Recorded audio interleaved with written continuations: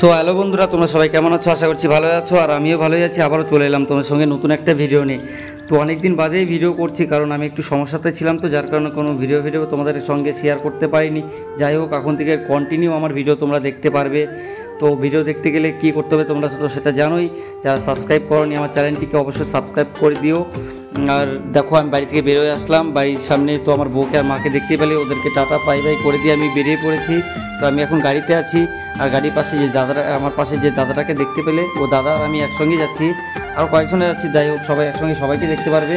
হ্যাঁ, আর একটা কথা না বললেই নয়, যেটা যে গাড়িতে আমরা উঠেছি এই গাড়িটার নাম কি বলতো, শঙ্কর ট্রাভেলস। খুবই সুন্দর, বাইরে থেকে দেখতে যেরকম সুন্দর, ভিতরেও তার থেকে বেশি সুন্দর।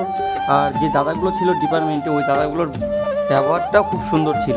তো অলরেডি আমরা এখন বালুরঘাট বাস স্ট্যান্ডে দাঁড়িয়ে আছি। বালুরঘাট বাস স্ট্যান্ডে গাড়িটা কিছু টাইম হোল্ড করেছে, কারণ এখানে অনেক যাত্রীরা আছে যারা উঠবে, এখান থেকে ওঠে বেশিরভাগ যাত্রী।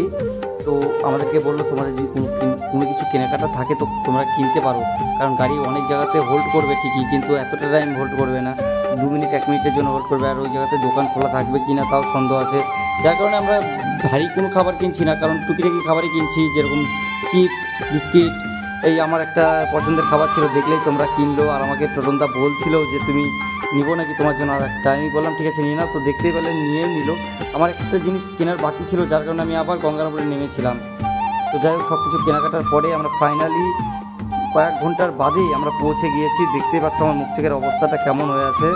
তো আমরা ফাইনালি পৌঁছে গিয়েছিলাম শিলিগুড়ি মেডিকেল মোড়ে।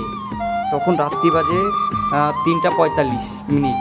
ওই টাইমে আমাদেরকে শিলিগুড়ি মেডিকেল মোড়ে নামিয়ে দিয়েছে বাস। দেখতে পাচ্ছ প্রচণ্ড অন্ধকার ভাবটা আছে, কোনো দোকানপাট খোলা নেই, কিছুই করতে পারছি না আমরা।